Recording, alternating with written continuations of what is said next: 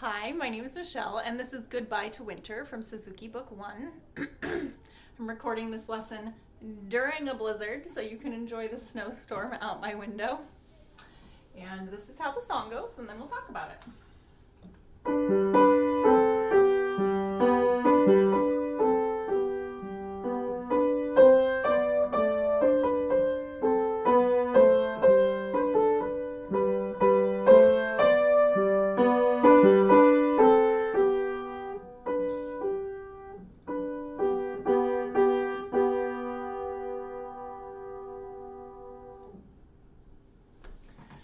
Okay, I love the duet in this song. There are some notes that kind of move together between the right and the left hand, and that's what you really want to hear and what you really want to bring out when you're playing this. So let me show you where those are.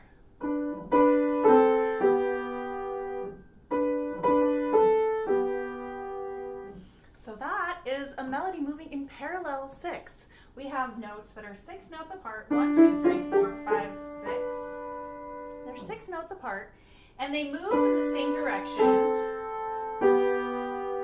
When you have an interval that follows the melody like that in what's called parallel motion, we call those parallel intervals. So this is the interval of a sixth. That's how far apart the notes are, and it's a parallel melody. So it's kind of like a duet. So what what you want to do with this is you want to make the left hand a melody too.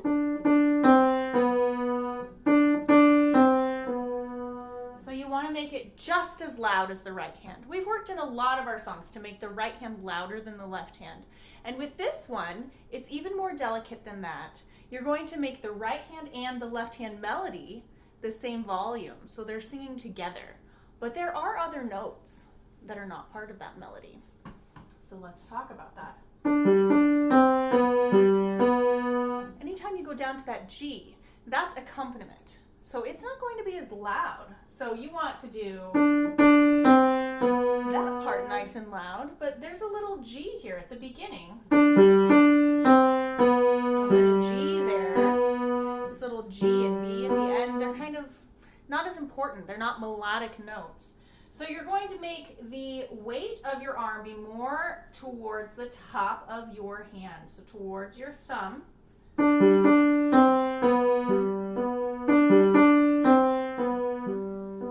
And make those little G's super quiet and unimportant. Make sure that there is absolutely no weight going from your shoulder, from your arm, or anything. Just like really, really light touch there on that G. That's really going to up your musicianship on this part. So let's do that first line again.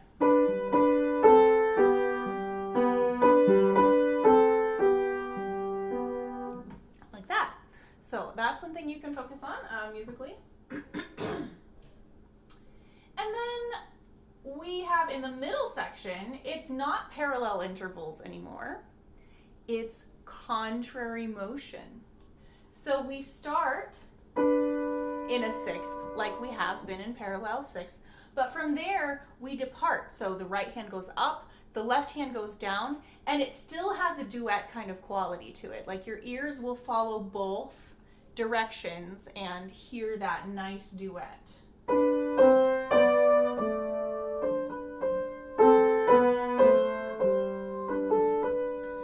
So these first 4 notes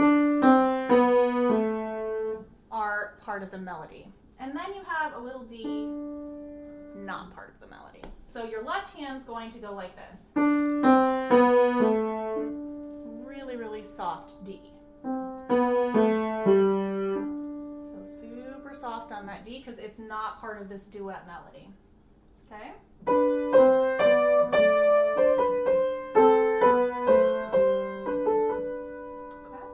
And then we have parallel 6 again in the next line. And we have this little tiny accompaniment pattern. So that's not as important. So just like in the first line, when you play this little G and this little B, they're not as important. Don't make them loud.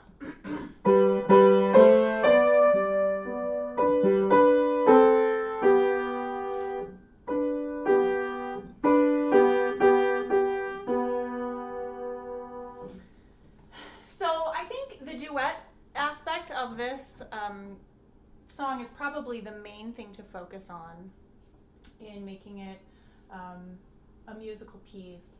There are a couple of other elements I want to talk about. One is that we get to crescendo and diminuendo. So you're really going to shape these phrases basically with a lot of music, not just this one.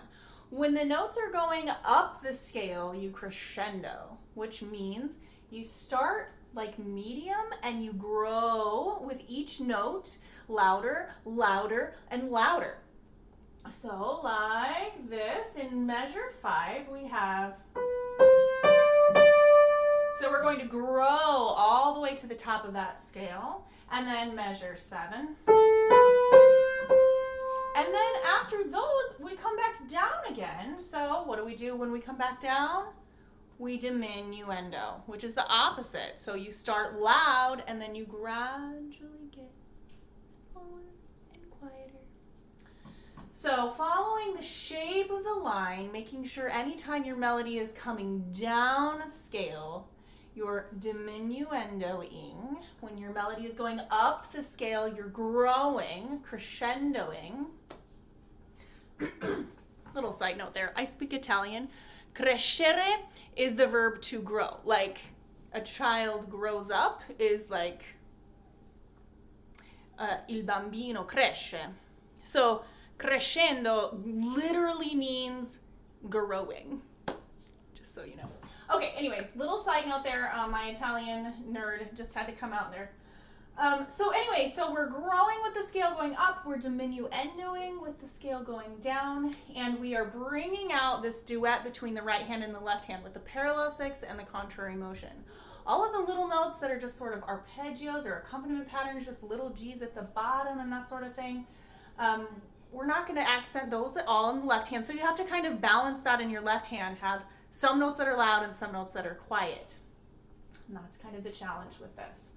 The last thing that's really important for this song, I've taught you before, so I encourage you to go back to the lesson about legato repeated notes for lightly row. That was way back. Lightly row is like song number 3 or 4, 5 maybe. So 10 songs ago, long time ago, when you're just barely starting, but we have a lot of repeated notes in this, and we want those repeated notes to be nice and gooey. We want them to be connected to each other, and you can do that a couple of different ways.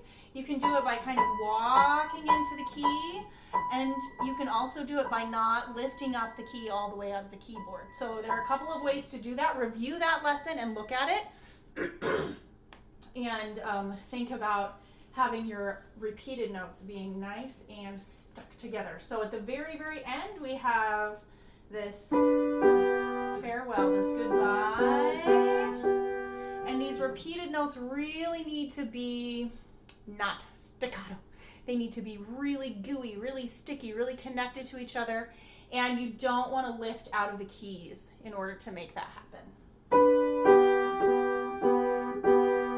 So just press the key back down before it comes all the way up. You're re-attacking it, but you're not letting it release. And that is how you do legato repeated notes. All right. Thanks for listening to me, and I'm going to show you out the window so you can see the snow. Goodbye to winter? We had Groundhog's Day yesterday. It's supposed to tell us if winter was over, and I think the answer is not quite yet. We have quite the winter storm out there. Lots of snow at our house. Thanks for the request, and I hope that you enjoy learning this song.